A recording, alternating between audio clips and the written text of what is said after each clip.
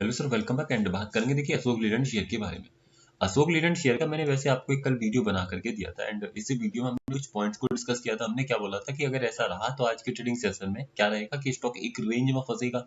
वहीं आज के ट्रेडिंग सेशन में स्टॉक के अंदर जो पूरे दिन में मोमेंटम हुआ है वो मैक्स टॉप तो गया है 146 और मैक्स बॉटम आया है 144।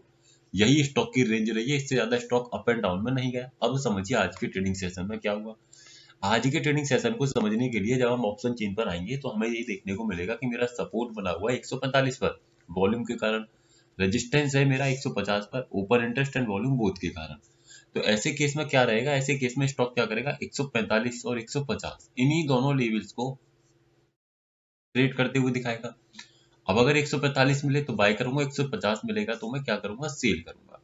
मैं सिंपल चार्ट पर जाता हूँ और दो लाइंस यहाँ पर खींच लेता हूँ। देखिए यहाँ पर मैंने दो लाइंस खींचा हुआ है, एक लाइन खींचा 145 पर और एक लाइन ऊपर मैंने खींचा 150 पर। स्टॉक 150 तो कभी नहीं जाता, लेकिन 145 पर आप देखेंगे कि सुबह ही सुबह कितने बजे के समथिंग ये टच करता है 145 को 9:49 और उससे पहले स्टॉक कंटिन्यूसली 9:45 से नीचे ही घूम रहा है ना। जो मेरा लेवल है ना 145 उसके नीचे घूम रहा है।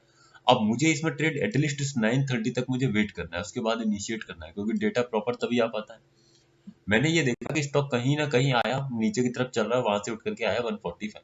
मान लीजिए आपने नीचे से नहीं सेल बाय किया, ऊपर आकर के 145 पर आपने इसको बाय किया।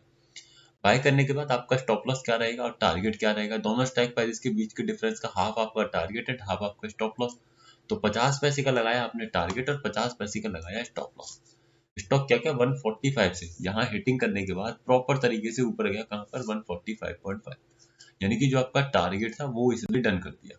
ठीक है, स्टॉप लॉस कभी भी स्टॉक में नहीं लगा है ना, और हमारा टारगेट यहाँ पर कंप्लीट हुआ। उसके बाद फिर क्या हुआ देखिए, आगे चल के अगर आप देखेंगे तो स्टॉक किस तरीके से एक ही रेंज में रेंज बाउंड होते हुए आपने देखा और फिर लास्ट में गया स्टॉक टूट, है ना। तो इससे तो हमें कोई मतलब नहीं, क्योंकि 230 के बाद तो मैं हमेशा आपसे कहता हूँ कि कोई न्यू ट्रेड इनिशिएट नहीं करना है। और फर्स्ट टाइम ट्रेड होने के बाद सेकंड टाइम भी ट्रेड करने से पहले आपको सोचना है, क्योंकि हाईली रिस्की होता है। तो ये तो आपको समझ में आया ना आज के ट्रेडिंग सेशन में जो मोमेंटम मिला करके आपको मिला। अब अगर आने वाले ट्रेडिंग सेशन की बात करेंगे तो यहाँ पर ये ध्यान रखिएगा, जो रेजिस्टेंस बना हुआ है स्टॉक का वो 150 पर ही है ओपन इंटरेस्ट के कारण। लेकिन वॉल्यूम के कारण जो बना हुआ है वो बना हुआ है काफी ओटीएम में। कहाँ पर, यहाँ कहीं नजर घुमाइए, देखिए यहाँ कौन सी स्ट्राइक प्राइस है 135।